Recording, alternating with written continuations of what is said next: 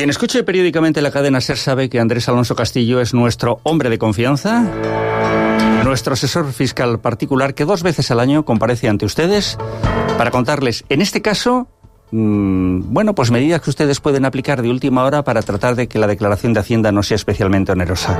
Andrés, muy buenos días. Hola, buenos días, ¿qué tal? Alégrame la mañana después de ese primer notición que hemos dado del periódico La Vanguardia, uno de los grandes referentes informativos de este país, que sitúen a Alejandro exactamente en el mismo nivel, aunque con menos estrellas ahora mismo, que un tal Ferran Adrià, que te sonará, ¿verdad? Hombre, es una pasada. Si me dejas hacer un inciso sobre esta noticia, me ha encantado y me ha sorprendido lo que ha hablado nuestra estrella Michelin Alejandro Serrano sobre su niñez, cómo se ha desnudado en las ondas de una radio que es difícil, y cómo ha contado pues un poco los problemas que tenía por ser tan especial y tan original.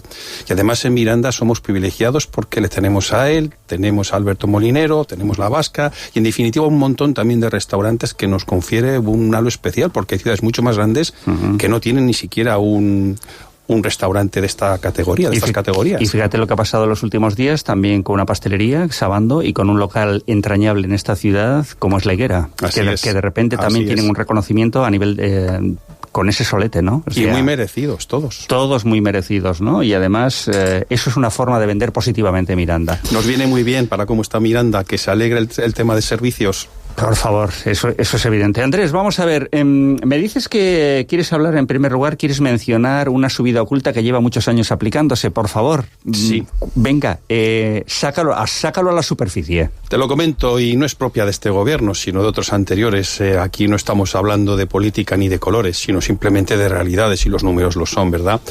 Llevamos muchos años, no sé decirte cuántos, porque la memoria ya me empieza a fallar de los años que llevamos así, pero que las tablas no se deflactan. ¿Qué quiere decir esto? Que yo, por ejemplo, el año que viene me hacen la revisión de convenio y me toca que me tienen que pagar un 2% más, pero las tablas no se adaptan a ese 2% más que me estoy imaginando. Entonces, ahí hay un componente de fiscalidad progresiva que es oculto y que la gente no vemos, pero fíjate, a modo de ejemplo y para que todos lo entendamos, si se hubiera practicado la deflactación, que es poner en euros de ayer lo que pueda ser hoy, si se hubiera aplicado en los ejercicios 2022, 2024 y una aplicación somera de lo que puede ser en el 24, supondría un ahorro de 200 euros por declaración a una base imponible de 30.000 euros. Ya es dinero, por declaración. Esto es un estudio aproximativo, pero fíjate el impacto que tiene. Y te aseguro que llevamos más de 3 años. Y tampoco se adaptan a la inflación los mínimos familiares y personales del IRPF. Con lo cual estamos pagando todos los años sin darnos cuenta un dinero mayor que las propias reformas fiscales que se van aprobando. Pues primer elemento que hemos tomado en consideración, pero ahora vamos a hablar de todas aquellas medidas que a lo mejor usted que nos está escuchando, alguna de ellas puede serle válida, repito, ¿no? Para que su declaración sea menos onerosa, sea menos gravosa el próximo año.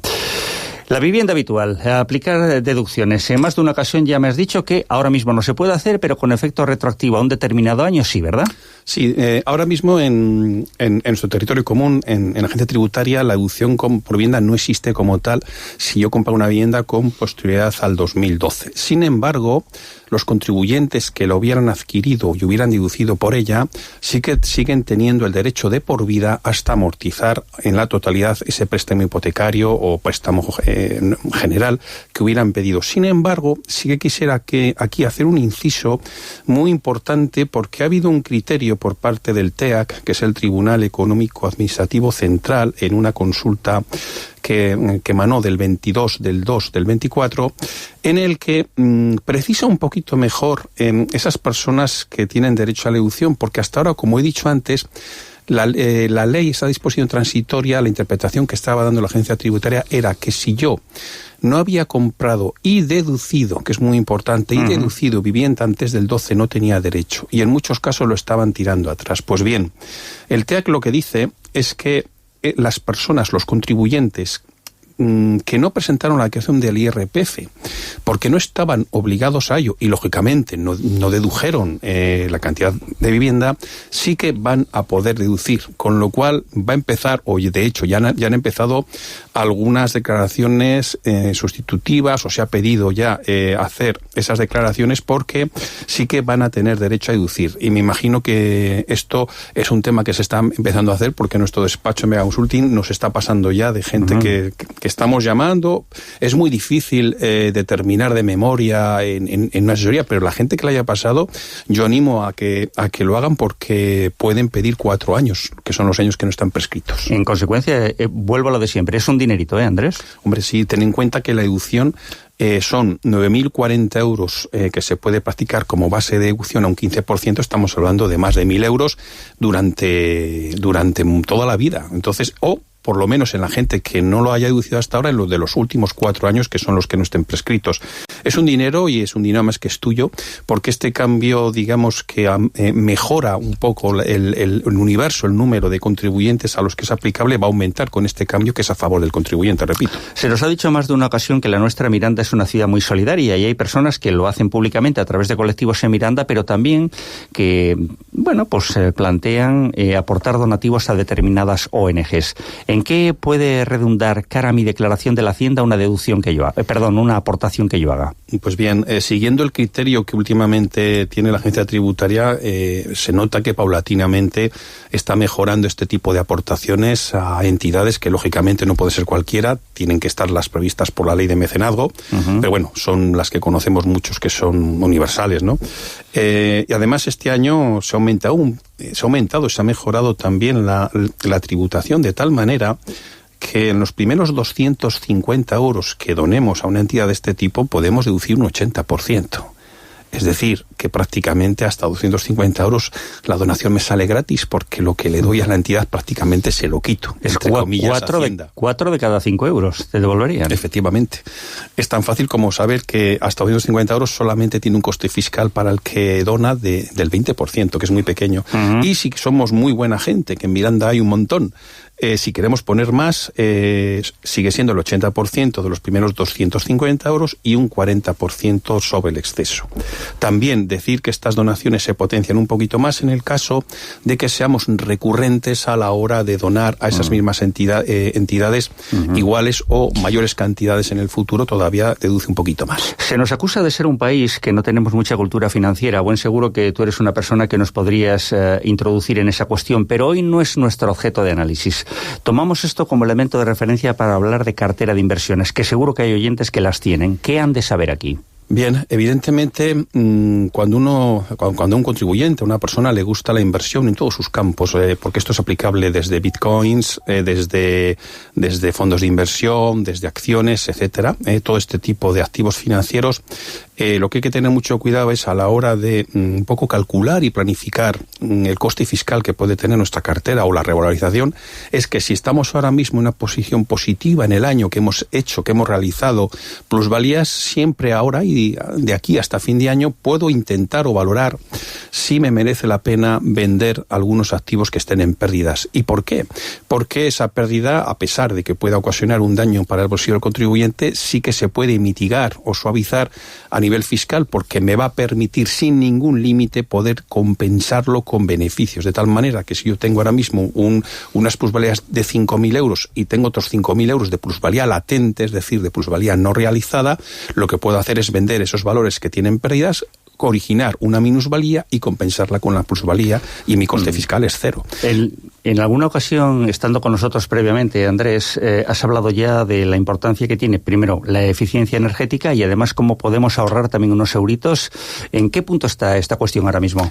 Pues te cuento, la última vez que nos vimos te comenté la necesidad de adelantar esa cita de final de año. Lo recuerdo. Sí, en base a darles tiempo a quienes nos escuchan a poder tener un poco margen de maniobra y poder realizar esto.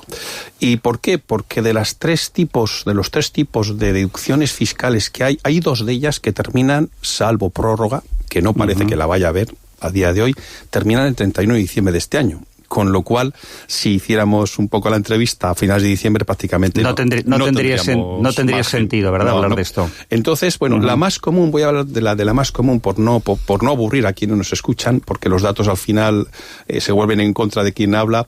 Yo creo que la más normal es la primera, que me voy a referir más allá, que es la típica, muy típica, que es la de cambio de carpintería metálica de una vivienda, ¿no? Una vivienda en la que viva o en la que hay un alquiler. Lo importante es que haya un ahorro en la eficiencia de demanda, de calefacción y refrigeración de al menos un 7%.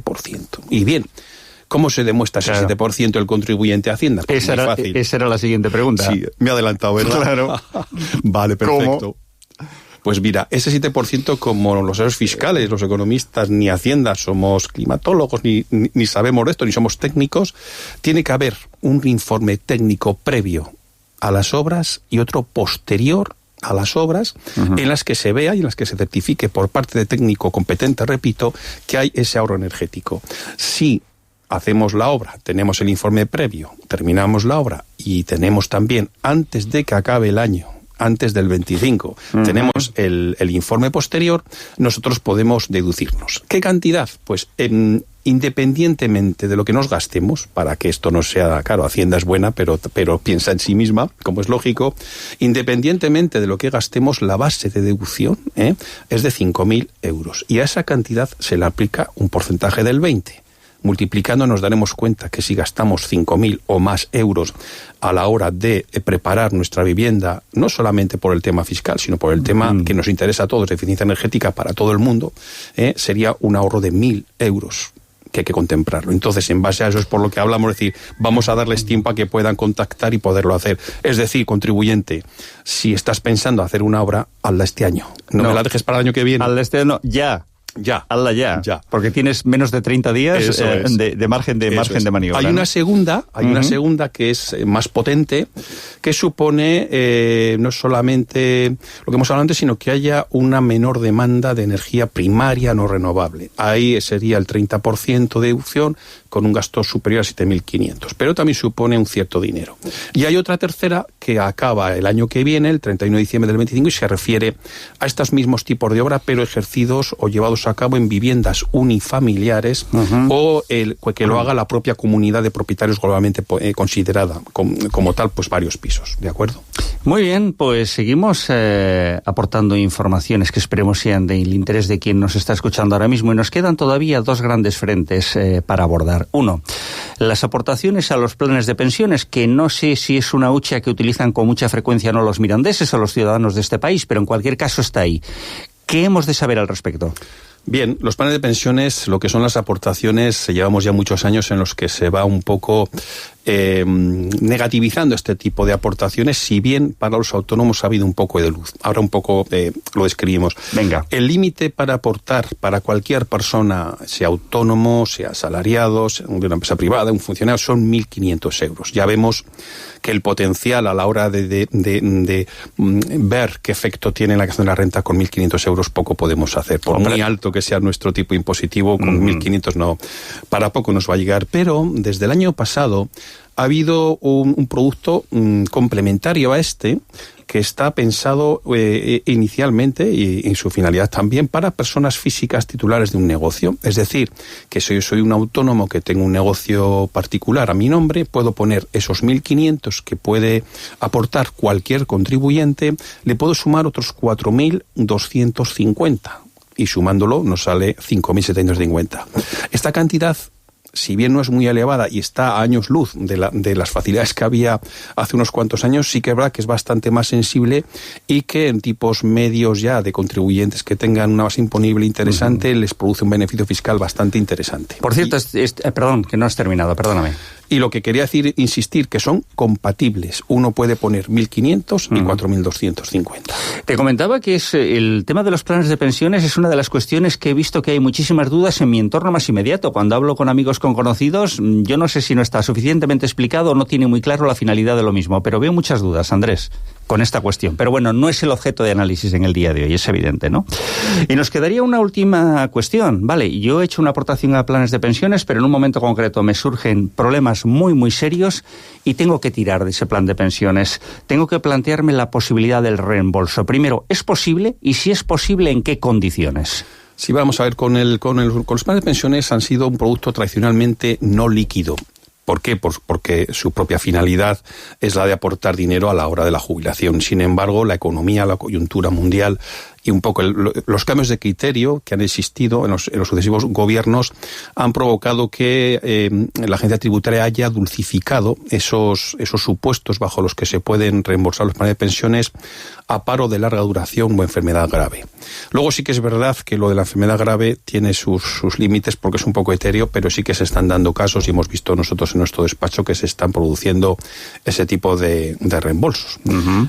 Ha pasado mucho también pues con el COVID. Con el COVID ha habido mucha gente que ha tenido un problema grave económico y se han podido reembolsar. Lo que hay que tener mucho cuidado y planificarlo mejor es cuando no es por estas razones tan duras, sino cuando te viene la propia jubilación como tal, ¿no? Algo que el devenir de la vida te va a traer de forma clara un día u otro. Hay que tener muy claro cómo proceder y planificar para que este tipo de reembolsos de planes de pensiones sea lo más eficientemente posible a la hora de Hacienda. O sea que tenemos, hay un camino abierto muy interesante, ¿no? Sí, además ha habido unos cambios de criterio que me gustaría contar. Cuando uno tiene un plan de pensiones, únicamente un plan, más cantidad o menos, evidentemente habrá que estudiarlo, pues tiene tres opciones, ¿no? Recuperarlo, digamos, todo de un golpe, a eso se le llama a modo de capital, recuperarlo en forma de una renta vitalicia, hasta que se cargue el plan de pensiones, hasta que reembolse todo el plan poco a poco, y hay un mixto. Puede vender una parte en capital un año y luego decir, bueno, y de lo que me quede, también me haces una renta hasta que me quede sin ello. Hasta aquí no hay problema, pero hay que tener mucho cuidado con los plazos. ¿Por qué? Porque Hacienda, para que tú puedas beneficiarte de una reducción especial del 40%, que es bastante interesante, para eso hay que venderlo, hay que reembolsarlo con un periodo que no exceda de 2 años más el año en que te has jubilado desde que se produjo esta contingencia. Es decir, que si yo me jubilo en octubre del 24 o en noviembre del 24, el mes en el que estamos, tengo que reembolsarlo en forma de capital o bien en el 24, en el 25 o bien en el 26. Si lo quiero hacer en el 27, no puedo disfrutar de esa reducción. Uh-huh. Entonces, ¿qué tiene que hacer un contribuyente? Es lo que asesoramos nosotros en nuestro despacho. Es decir, bueno, vete a tu entidad financiera, que te digan qué parte de tus derechos corresponden a cantidades invertidas antes del 2006, para que así veamos qué parte tiene la reducción y qué parte no, y hagamos estos cálculos. Pero el cambio de criterio, que es a lo que quería referirme, imagínate que en vez de este contribuyente que nos hemos inventado, pues tiene cierta capacidad financiera, es potente económicamente, y en vez de un plan tiene 3. Uh-huh. Hasta hace bien poco, solamente se podía rescatar en forma de capital una vez en tu vida. Es decir, que si querías reducir el 40%, tienes que vender los 3 a la vez. Bueno, pues ha habido un cambio a mejor para el contribuyente, que yo puedo vender al 40% un plan de pensión un año, volver a vender el siguiente plan de pensión al siguiente año y en el tercer año vender el tercero. Uh-huh. ¿Y qué he logrado con esto? Que como son planes de pensiones distintos, repito, distintos, uh-huh, puedo disfrutar de esas reducciones que pueden ser interesantes durante 3 años seguidos. Eso es el cambio a mejor que tenemos en el criterio administrativo. Y esto además no es jurisprudencia, es el propio criterio que tiene la administración tributaria, con lo cual para ellos es vinculante. Traducido, que no se pone en cuestión esa consideración. No. Está muy claro, porque lo dicen los propios órganos de la agencia tributaria. Otra cosa es cuando los tribunales van en contra de la agencia tributaria, hay veces que les cuesta doblegarse, pero cuando es criterio de tributos, ya la propia ya los funcionarios lo aplican ya de por sí, cuando es algo que emana de la propia Hacienda. Naturalmente, el próximo mes de abril de 2025 reclamaremos nuevamente, con tu generosidad, tu presencia en los micrófonos de la cadena SER para hablar de la declaración de Hacienda. A muchos ciudadanos puede que les llegue el borrador, por favor, que no se firme automáticamente. Que el hecho de que llegue un borrador, que el hecho de que llegue un borrador de Hacienda no significa que todo esté bien.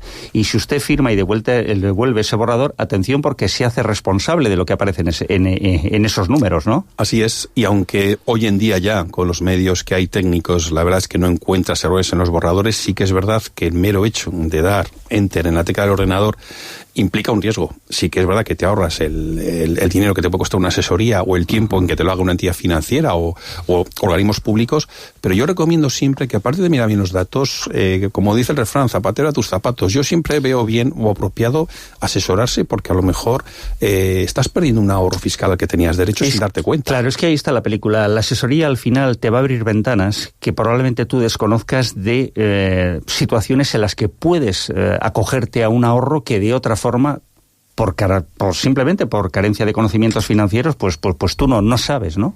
Eso es. Nosotros al final, como un profesional, cuando tú llevas un coche a un taller, pues te ven cosas que tú no ves. Esta suena mal, esta pieza la tienes mal, pues esto es igual. Cuando nosotros adquirimos un poco el control, los datos que tiene una persona, siempre ves lo que hay y también lo que podrías descubrir si un poco empezaras a sumergirte en su fiscalidad. Me decías que querías hacer una reflexión para terminar nuestro programa en el día de hoy, Andrés. Sí, bueno, solamente a modo de comentario, decir también que para el mundo empresarial y para nuestro mundo tan digital, tan digitalizado, con estas ayudas que hay del Kit Digital que están tan de moda, va a haber un cambio total en los próximos años. Además, cuando digo en los próximos años, no hablo de 5 o de 6.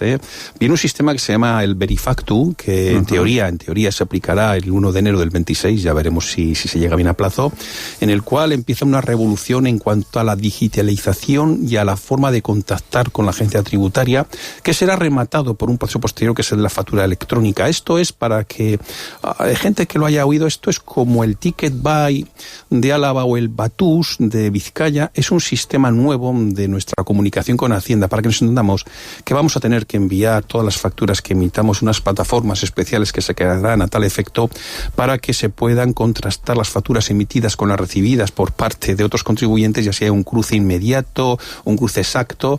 Es decir, que va a cambiar totalmente en unos años la forma de contactar y de comunicarnos con la agencia tributaria. Me ha gustado mucho la terminología que utilizas, pero yo soy periodista y le voy a dar la vuelta. ¿Sistema de comunicación o sistema de mayor control del fiscalización? Vamos a ser claros, de fiscalización. Vale. O sea, pero que es bueno que se haga con el contribuyente grande, con el pequeño muchas veces que se le ataca mucho, pero también con el grande, que ese sí que tiene más, más medios para poderse defender, ¿no? Muchas veces se ve que se mira mucho a las empresas pequeñas, pero a las grandes se las ve poco. Y por ejemplo, mira, a modo de ejemplo, qué mejor botón de muestra que con esta reforma fiscal que muchos hemos oído por televisión y otros también, pues por nuestro trabajo estamos al día.